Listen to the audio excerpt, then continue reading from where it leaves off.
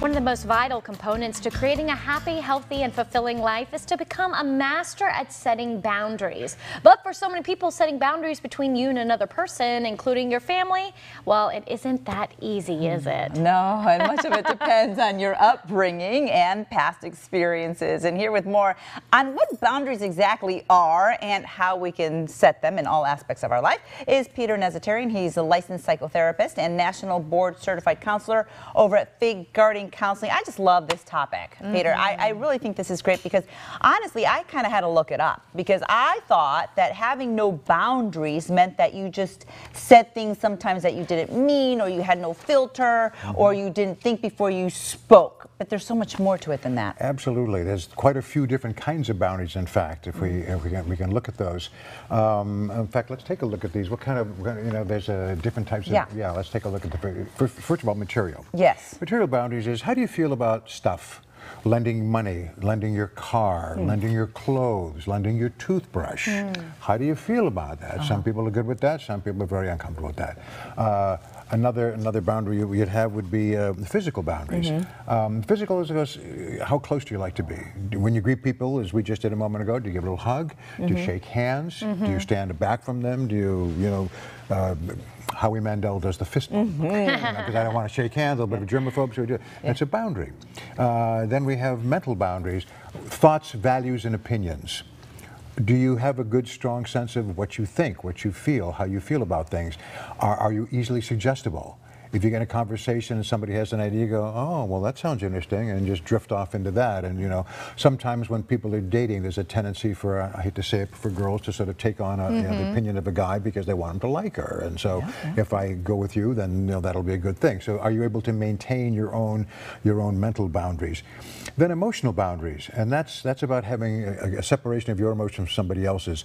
If somebody else has an emotional feeling, do you get drawn into that? Seeing the play Steel Magnolias the other night, and there's a great line in there where one of the gals is crying and a friend says, in our family we don't let people cry alone. Aww. Now that sounds good, but really, where's your boundary? This is your problem, not mine. I want to be empathetic, but I'm not going to cry because you cry, but people do that, so that's fine too. Sexual boundary, don't have to talk too much about that. Who gets to touch you and where and when and how much, that's you get to decide that. So we don't like that. And then spiritual boundaries, another interesting concept. Of course, a belief system in your higher power, whatever that is, we want to respect that for anybody. But it also has to do with enhancing other people's lives. You sort of want to raise your kids up and launch them into the world, or help your partner be all they can be in various ways. But what about somebody who doesn't like that? The wife who says when she's 45, the kids are kind of grown now, I think I'll go back to school, finish my nursing degree, we'll have some more money, we can put an addition on the house. And the husband, instead of being thrilled about that, says, well, what makes you think you're going to survive with those young kids? And if you think I'm going to stay home and have it while you're having a study group with some jock, forget it. And they actually, they keep you from being all you can be. Instead of enhancing your ability, they pull you back. I can give you lots of examples. It's not a pretty picture, but and then they go, well, I thought you'd be thrilled that I was going to grow. No, sometimes you have to set a boundary there. So these are all various types of boundaries.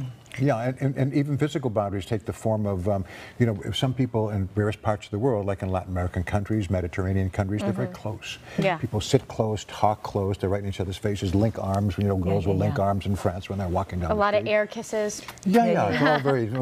And other places like Japan, I'm perfectly happy if you're on the other side of the room. We just bow stiffly at the waist. That's all the contact we want, none. So. What are your boundaries in these various ways? So why is it important to set boundaries for yourself and for others? Well, first of all, it defines you.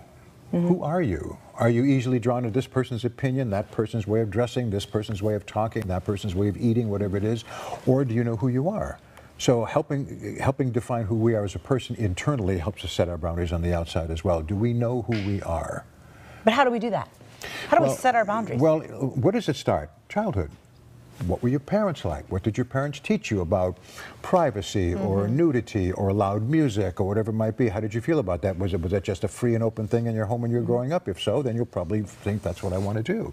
If it was, taught you about privacy and taking care of yourself and respecting other people's limits, then you grow up having those values. So a lot of this comes out of your childhood. Wow. Yeah.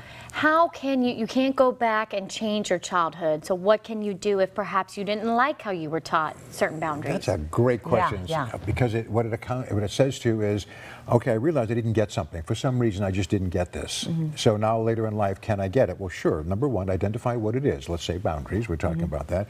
Well, where do I go? Well, there are books to read, or you can come to a therapist and say, this is an issue. I find myself drawn into relationships very easily, or not remembering who I am. I just get caught up in the moment. How do I set a better boundary? So going to therapy and understand how you can do that. So you have to know that you're missing it, where to go to get it, and then go and get it. Hang on to that thought, because we are going to go to commercial break, and we're going to have more with Peter when we return. This is so interesting. We'll be right back. We'll be right back.